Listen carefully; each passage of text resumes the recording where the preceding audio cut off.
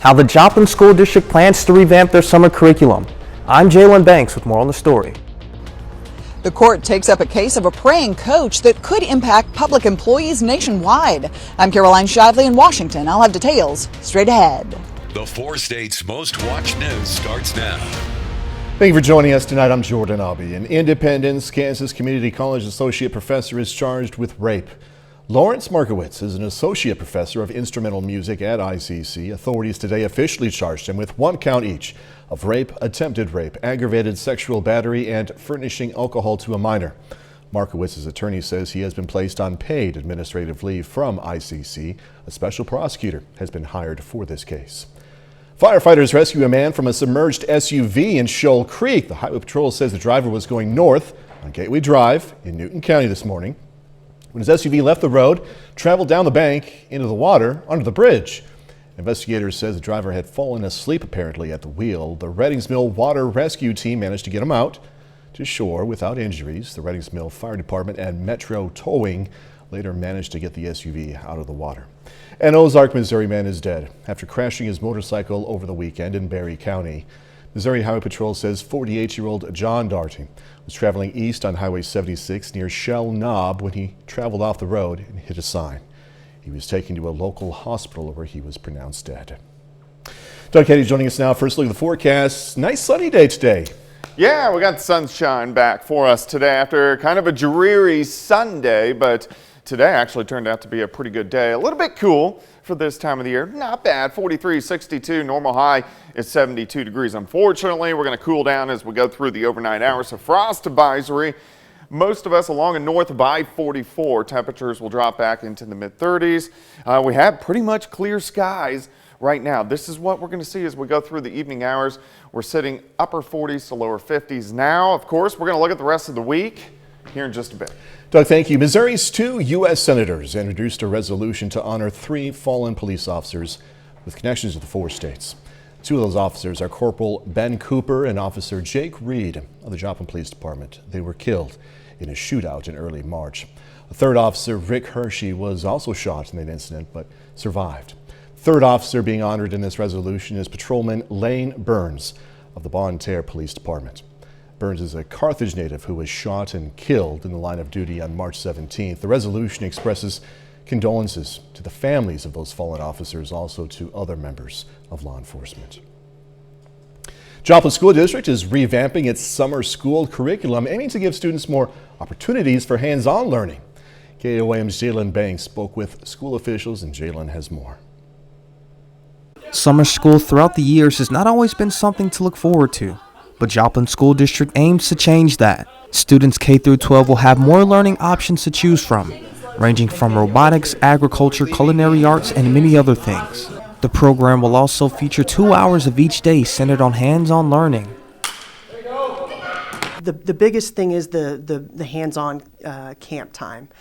Because we're devoting 2 hours every day to it, and the excitement that we've seen from teachers and from students, the attendance is going to be higher. We're going to have I think the overall atmosphere is going to be, it's going to be more fun this year. Nathan shared that not only are students and parents excited about the new summer program, but teachers as well. And one of the cool things is our teachers were really excited to do it too. And when our teachers are excited to get in and teach, the teaching becomes more authentic, and so kids get excited about it as well. And so it just provides an atmosphere that's going to be fun for everybody. Enrollment for the summer program is up 400 more students than it was a year ago, and school officials hope it continues increasing. In Joplin, Jalen Banks, KOAM News. Junior high classes are going to partner with a nonprofit called Project Accelerus for its curriculum. High school students are going to work with Franklin Tech to explore their career paths. County College Board of Trustees today announced Dr. Stephanie Niles as the school's 13th president. Dr. Niles has been serving as vice president for enrollment and communications at Ohio Wesleyan University in Delaware, Ohio. Before that, she worked at several other universities, including Dickinson College and the University of Tennessee. Her first day at County is going to be July 1st. Calls for a change of direction are growing louder by the day regarding the reversal of Title 42, a public health measure which allows border officials to expel migrants over COVID-19 fears. The Biden administration announced the policy is going to come to an end next month. Republicans are in total opposition. A group of them traveled to the border to make their case about why it should be kept in place. Fox's Madeline Rivera has details now from Washington. With less than a month before Title 42 is expected to end, House Republicans are stepping up their efforts to push the Biden administration to keep it. A country without a secure border is not a country. A delegation led by House Minority Leader Kevin McCarthy toured Eagle Pass, Texas Monday, warning the crisis at the southern border is about to get even worse if the policy is overturned. There were more than 221,000 encounters with migrants along the southwest border in March, 33% higher than the month before. It is a mistake at this point to end Title 42 because it will create a massive influx of immigrants. The Department of Homeland Security says it is taking steps to try and mitigate the expected surge. But more Democrats, especially those facing tough re-election bids in the midterms, are turning against the administration's decision to lift Title 42. Right now, some of the actions by the administration is not helping Democrats. Though Democrats are split on the issue, they agree what's truly necessary is comprehensive immigration reform. Title 42 was a policy that was designed to prevent COVID spread. It can't be a Band-Aid to immigration policy. In a new letter Monday, top House Republicans doubled down on their criticism of Homeland Security Secretary Alejandro Mayorkas.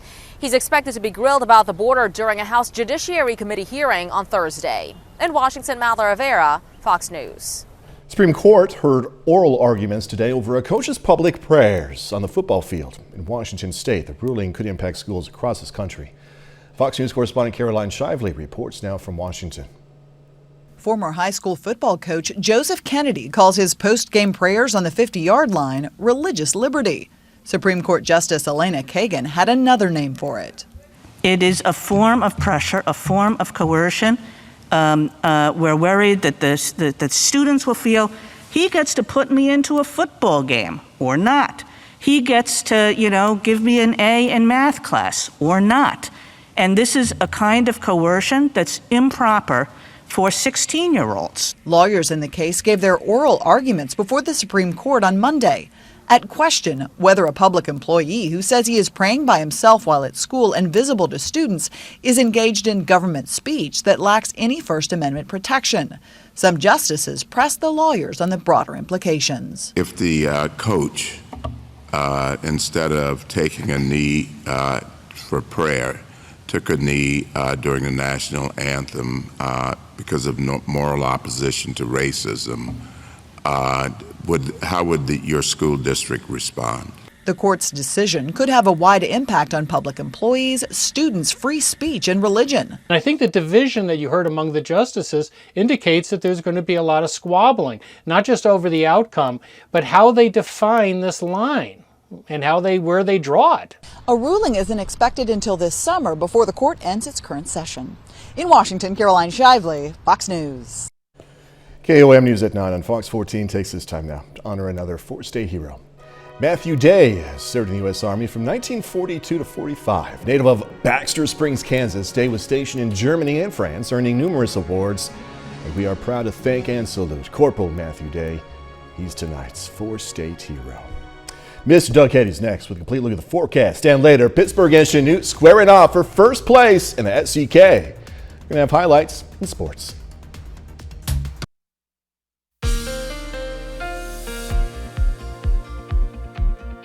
Well, it turned out to be a pretty good Monday for us today. We got the sunshine back, kind of chilly for this time of the year, and it is going to be a chilling night as we go through the overnight hours tonight. We are going to have to deal with frosty conditions, especially in the northern half of the region, but if you do have any plants, can't take it, cover them, bring them in.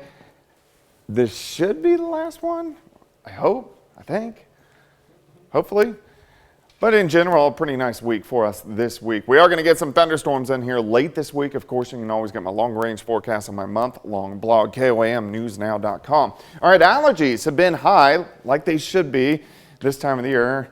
On a scale of 1 to 10, today's a 7. Tomorrow's a 9, so the allergies really sneak up over the next couple days, but at least temperatures going up. Only 50s yesterday, but at least today we did go into lower 60s for highs, which is nice to see. Temperatures right now, most of us hovering 50 to about 53. We still kind of have this light northerly wind, at about 10 to 15 miles per hour, and then these are really going to calm down as we go through the overnight hours tonight. Let's look outside. Currently sitting at 53. Humidity is at 59%. Clear skies and the wind's diminishing. Our temperatures are going to drop later on tonight. That's why we have a frost advisory. All of our northern counties, mainly along and north of I-44. South of I-44, there could still be some patchy frost in low-lying areas, but not widespread by any means. Pretty much clear skies, not too much going on here. Our storm system rolling out of here, heading away from us and out toward the west. Not a whole bunch going on until you find that storm system in the Pacific Northwest, and that will be our next system that will start to affect us by the time we head down the road later on this week. All right, 30s tonight. So frost across the region. We do get plenty of sunshine for us tomorrow. Still kind of a northeasterly wind. Temperatures, they're not going to be bad. We should be near 60 by noon, and then I think all the way up to about 66 during the afternoon. Northerly winds are going to be light at about 5 to 10 as we go into the afternoon hours. Nick, you want to check this out? I love when it locks up on me, don't you? What, did it fully lock? Yeah, probably. Do you want to get the 7-day up on 2? Yeah, we could do that. Fun times, fun times. All right, yeah, we'll get the 7-day. Whoever's directing, if you can pop up Max 2 in 1 second. If I can find enough 5,000 graphics here. Let's see. All right, there you go. All right, so 7-day, 66 tomorrow. Looks like a pretty good day. 72 Wednesday. Thunderstorms do roll in by the time we head into Thursday and Friday. Some of those could be a little stronger, maybe low-grade severe. So we'll keep our eyes on that the next few days. You guys are all pros. Every one of you, except me. Happy to work with you. Hey, it happens. It does. It does, and you roll with it, man. We appreciate it. We'll see you in a little bit. Thanks so much. All righty. The world's richest man making a big-time buy of one of the world's biggest tech companies. Elon Musk, one of Twitter's most vocal personalities, will now own the platform after the company's board of directors accepted his offer today to buy it. Fox Business Network's Kelly O'Grady has more on this deal. It's a tech deal making headlines not just in Silicon Valley, but around the world. Billionaire CEO of Tesla and SpaceX, Elon Musk, purchasing Twitter for a whopping $44 billion. Musk releasing a joint statement with Twitter that reads in part, quote, "Free speech is the bedrock of a functioning democracy, and Twitter is the digital town square where matters vital to the future of humanity are debated." After Musk's initial offer, Twitter's board of directors adopted what's known as a poison pill that could have prevented a takeover. The board warmed to Musk's proposal after he provided more information on how it would be financed. Despite a fortune of more than $250 billion, Musk could have to sell shares of his current companies to come up with the money. Yes, Elon Musk is currently the richest man in the planet. But the vast majority of his wealth is tied into shares of Tesla and SpaceX. Musk has voiced a desire to reopen the platform to more voices and relax content restrictions, tweeting Monday, quote, "I hope that even my worst critics remain on Twitter because that is what free speech means." Though he acknowledges the need to abide by U.S. law on the limits of free speech, he says he'd be, quote, "very reluctant to delete tweets or ban accounts." I think ultimately this is really going to be a 12, 18-month project to try to transform Twitter. A 2021 Fox News survey found that only 26% of voters trusted social media companies to make fair decisions about what does and does not get posted. In Los Angeles, Kelly O'Grady, Fox Business. Perhaps the most prominent person who has been banned from Twitter, former President Trump says he has no plans to come back even if his suspension is undone, instead opting to use his own newly launched platform called Truth Social. Coming up, trying to give the upper hand. More weapons will soon be on the way to Ukraine, but it's unclear if it will be enough to stop the Russian military. I'm Griff Jenkins in Kyiv, Ukraine. I've got the details coming up. First, here's a look at our tower camera, sponsored by R.E. Smith Construction, as work continues on the KOAM More Power project. Check it out anytime on our website, koamnewsnow.com/power.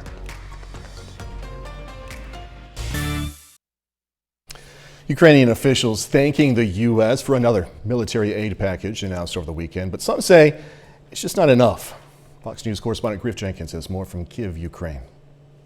And what do you think of their trip? How do you think it went, sir? Good. President Biden sending 2 high-profile cabinet members to Ukraine over the weekend to show solidarity as Russia ramps up its new offensive. Secretary of State Antony Blinken announcing plans to reopen the U.S. Embassy here in Kyiv. He was joined by Defense Secretary Lloyd Austin, who unveiled a new military aid package worth $713 million. $300 million of that will be used for weapons specific to the fight in the Donbas region, which is large and flat, favoring tank advances supported by artillery. We are doing everything that we can to get them the types of support, the types of artillery and munitions that will be effective.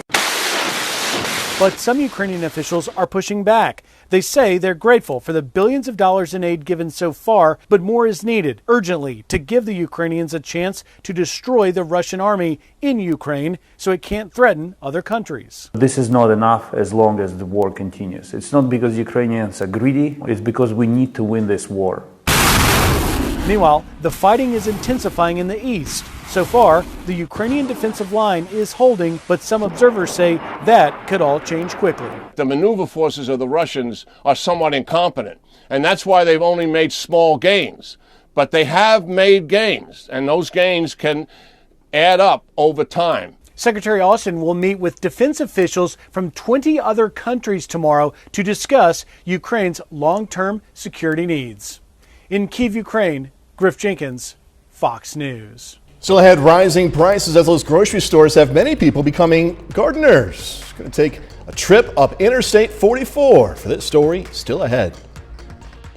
Now, if you want to save money on those groceries, you might consider growing your own. Nearly 20 million Americans started gardening during the pandemic. Now with rising costs and limited options in some produce aisles, more and more people are turning towards growing their own food. Madison Scarpino has a story now from a community garden in St. Louis. We're coming up on prime planting season here, and both seed companies and community gardens have seen steady increases in demand. In fact, community garden programs like this one in St. Louis saw a 40% increase last year and are on track for another 30% increase as of this spring. There is nothing better than a homegrown tomato. The satisfaction of planting a seed and seeing it sprout within a couple days, the magic of nature. Ron Brown is all about gardening. It's safe to say that it's an obsession. Inflation and supply chain issues have been raising prices and making some produce hard to find. Brown says gardening gives people a sense of control and helps them save money. It is cheaper. If you can buy seeds and grow your own food, it is cheaper. Whenever there's uncertainty, people turn back to gardening and being a little more trying to be a little more food secure on their own properties, but also it's a way to relieve some stress. Jer Gettle owns the nation's #1 direct-to-consumer seed company. He says when the pandemic hit, their seed sales doubled, and they haven't had a break since. Then as inflation started happening, it just kept keeping the interest in seeds strong. So even currently, we're still a little behind on orders. The company's seed sales this year are on pace to be the highest ever, and they are growing 25% each month. Ron Brown says buying seeds makes a lot of sense. For a $10 investment, they could get hundreds of dollars worth of produce out of it. There is both the benefit of the cost and also the benefit of actually growing your own food and being outside and being part of that process. Gardening also helps with physical and mental health. Seed St. Louis community gardens and orchards combined grow over 2 million food servings each year. In St. Louis, Madison Scarpino, Fox News. Next, one police officer showing to serve and protect applies to humans and animals. A police officer in Washington State helping out a mama duck in distress. Look at that mama. This is Officer Lambert saving several ducklings that fell into a storm drain in Bellevue, a suburb of Seattle. A family of ducks live near downtown park. They all quickly waddled away once back together up on the ground. Look at mama. She's like, all y'all and I gonna have a talk once we get home. Bellevue police say the total of 9 ducklings were saved. Look at mama. I mean, she's happy to see her babies. Like a mom, I'm happy. I love y'all. But come on. Next time, let's use our head. All right? I love you, though. 30 more minutes, news, weather, and sports coming away. Going to hear results from a study done on the Joplin Police Department. Their current staffing situation rated critical. Fire crews taking advantage of calmer conditions across some parts of the Southwest. I'm Robert Ray in Flagstaff, Arizona, with details coming right up. Joplin City Council hears the results of a study on the Joplin Police Department. It was performed by an outside company that spent the last 13 months studying the department. According to the study, staffing is rated critical. The department is short 7 dispatchers and 25 uniformed officers. Officials say the turnover rate is the highest they've ever seen, calling it, quote, a revolving door. We know that along with staffing, there's a need to address pay. Pay is a long-standing issue, and it's certainly one that we're going to have to address if we're going to be competitive and attract new officers. These issues are going to be brought up again at next Monday's City Council meeting. You can see the full 70-page report on our website, again, KOAMnewsnow.com. Well, the national average price of gas is dropping, but the costs are still causing headaches for consumers. Fox News' Kristen Mayo has more on why some lawmakers on Capitol Hill are accusing oil companies of price gouging, plus a unique solution some Americans are turning to for cheaper gas. The national average price for a gallon of gas continues trickling downward, decreasing by 3 cents in the past 2 weeks to $4.24 a gallon, according to industry analysts at the Lundberg survey. It's definitely nice being a commuter and seeing the prices go down. In total, the average price for gas has fallen by 19 cents over the course of 6 weeks, but many consumers say they're still far too steep. With the Lundberg survey reporting prices are about $1.27 higher than they were this time last year. A lot of my friends are doing it just to take advantage of the cheaper prices. George Mason is one of many Americans on the hunt for lower-priced gas. Mason lives in Florida and says he travels across state lines to Georgia, not for peaches, but to save some green at the pump. It's not the moms and pops who run these gas stations who are at fault. It's their corporate parent. Meanwhile, Senate Majority Leader Chuck Schumer says corporate greed is partially to blame for the sky-high prices, accusing oil companies of using the ongoing war between Russia and Ukraine as an excuse to jack up costs. But he has a plan. Go after the oil companies and go after gouging. Schumer announcing Sunday he expects President Biden's pick for the Federal Trade Commission will be confirmed sometime this week.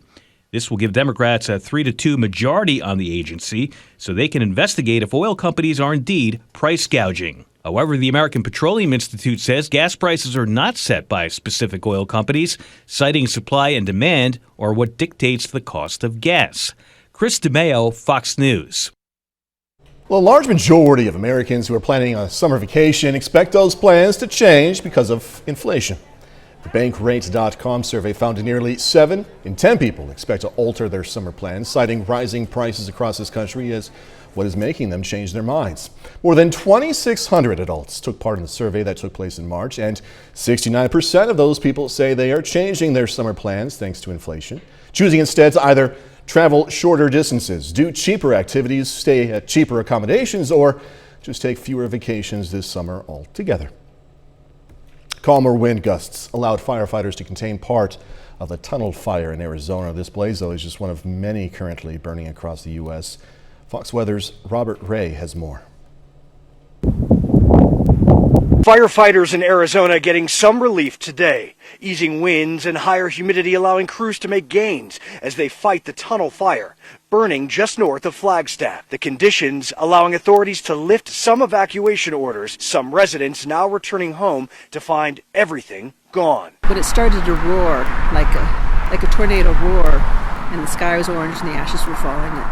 We knew that it was, a matter of life and death to get out of the way. Neighbors whose homes survived say they feel helpless. Very difficult to deal with. A man that I've known for 20 some odd years, his life is upside down, and there's nothing I could do. More than 21,000 acres have now been destroyed. Fire managers warn evacuation levels could change at any time, depending on fire activity, with forecasts showing the potential for stronger wind gusts later this week. Meanwhile, crews in southwestern Nebraska also taking advantage of today's calmer conditions. Helicopters were out dropping water over a fire that's charred thousands of acres. And in New Mexico, firefighters worked to gain control over more than a dozen fires. Two have now merged to form the largest blaze in the state, leading to widespread evacuation orders. Fire management officials say the damage count is unclear because conditions are still too dangerous for crews to enter. Officials across these 3 states say that fires have burned more than 150,000 acres in total and will continue to go. In Flagstaff, Arizona, Robert Ray, Fox Weather. A bit later, the real-life movie happening in court. Explosive new testimony as the Johnny Depp trial enters week 3. I'm William Lajeunesse in Los Angeles. The latest coming up.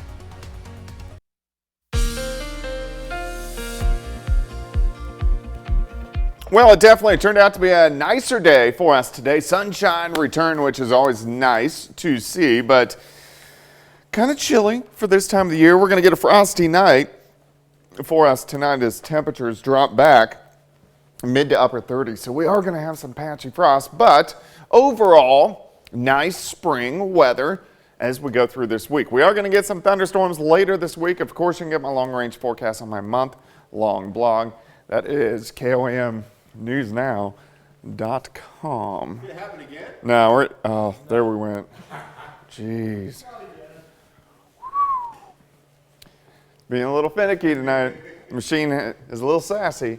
All right, allergies for us today on a scale of 1 to 10. Today is a 7, tomorrow is a 9, so those are going to be creeping up just a little bit. But temperatures better today. We did go into the 60s, mid-50s for us yesterday, so at least we're going in the right direction. Wrong direction tonight, we're going to start dropping off. We're sitting right around 50 to about 53, but most of us will drop back into the mid-30s later on tonight. The winds have really calmed down over the past several hours. So clear skies, light winds behind a cold front, temperatures usually go down.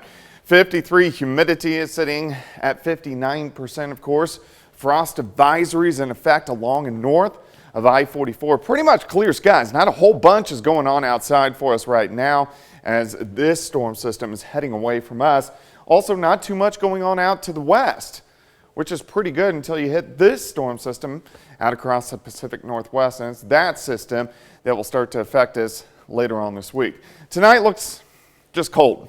Mid-30s, patchy frost. We get plenty of sunshine as we go into Tuesday. We start to switch out of the east during the afternoon, and we warm up at least a decent amount. 61 by noon, high temp is 66, northerly winds at about 5 to 10. Tomorrow night, still chilly, but not as cold as what we're going to see tonight. We dip back into lower 40s. On Wednesday, pretty good day. We get southerly winds back. We go into the 70s for highs. Clouds increase Wednesday night into Thursday morning. And by Thursday morning, we'll most likely get some scattered showers and thunderstorms in here through the morning hours, more popping up during the afternoon. These don't look severe, so that is definitely good news.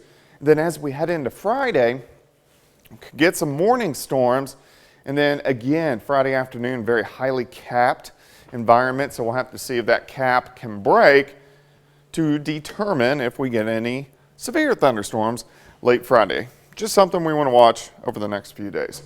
66 tomorrow, 72 on Wednesday, 68 Thursday, 75 by Friday. So overall temperature is pretty good this week. Yeah, so I'm planting a garden this year.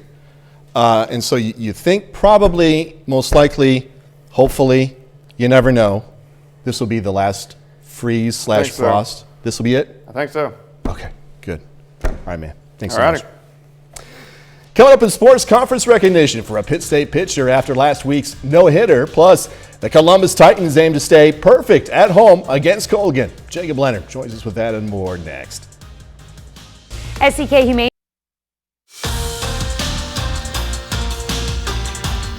Pittsburgh and Chanute have been the two best baseball teams in the SEK to this point. Chanute enters the day in first place with a 5-1 league record. Pittsburgh's right behind them at 4-1. Today the two teams meet in Pittsburgh for the second time this season. Dragons trying for the season sweep. The bottom of the first, Jackson Turnbull. It's a liner to the grass. Cooper Hayden and Dawson Stegman both score. It's 2-0 Pittsburgh. A couple batters later, it's Braden Benson doing the same thing. Lines one out to center. 2 RBIs on the single there. Dragons get 4 in the bottom of the first.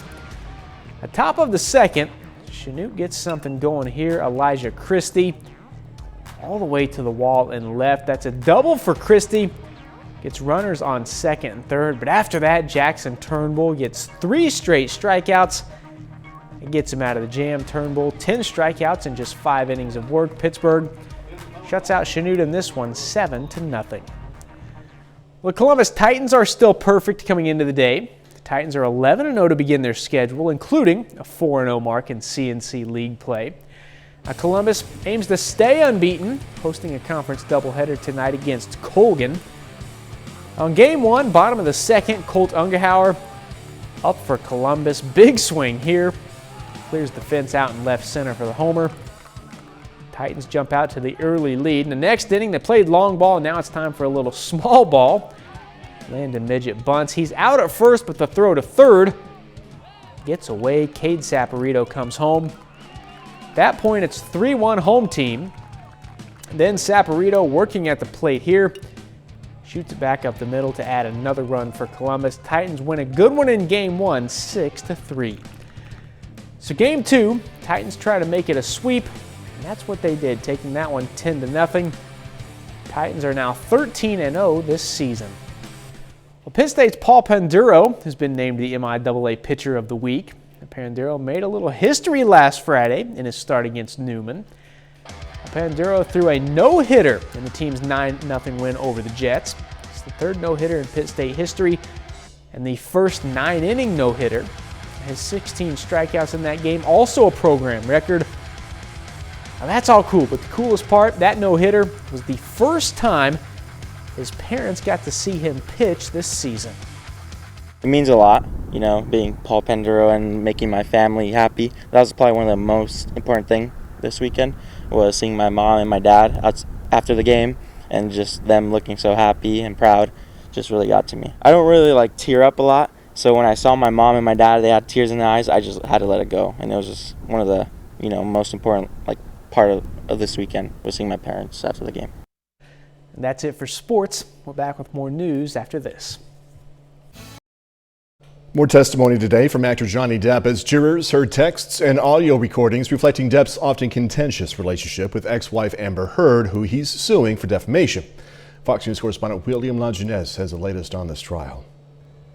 Actor Johnny Depp taking the stand again Monday in Virginia as his defamation trial against ex-wife Amber Heard enters week 3.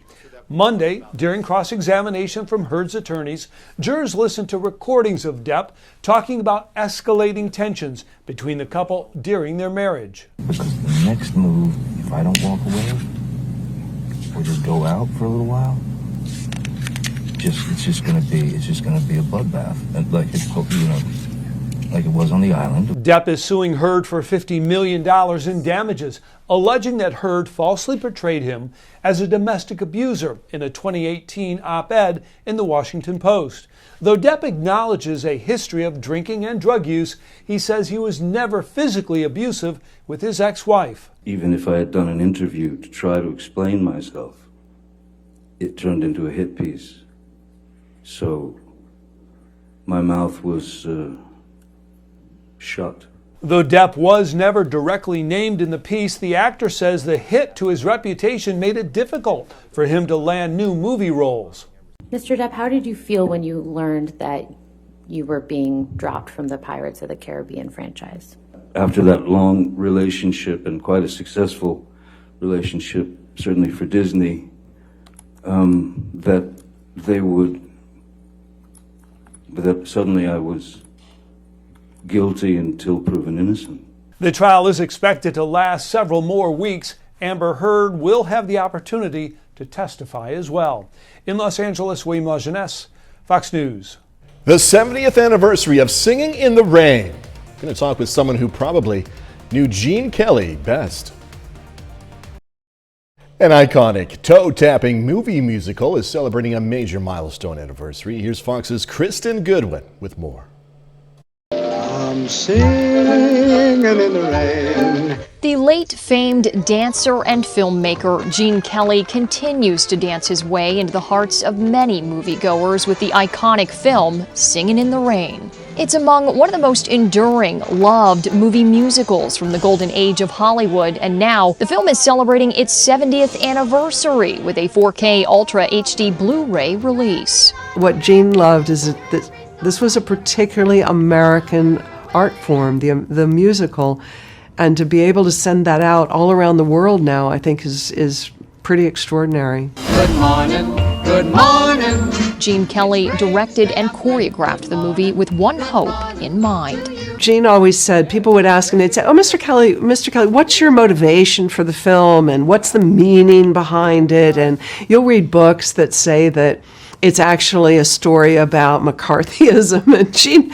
I have Gene's annotated copies, and he's going, no, not true. And he said it's to bring joy. Widely considered a cinematic masterpiece, the film's influence is still relevant today and can be seen in recent movies, including 2016's award-winning musical La La Land, starring Emma Stone and Ryan Gosling. They went into the archives, and Ryan said they were just absolutely geeking out because this was the core of their performances and their studies. He read Gene's handwritten note about leaping up on the lamppost, and then he inserted that in the movie. I'm happy again. In Hollywood, Kristen Goodwin, Fox News. Definitely a classic. That's our time for tonight. Thanks so much for joining us. Going to leave you tonight with video of Carnival in Brazil. Have a great, safe night. Do this all again tomorrow. See you then.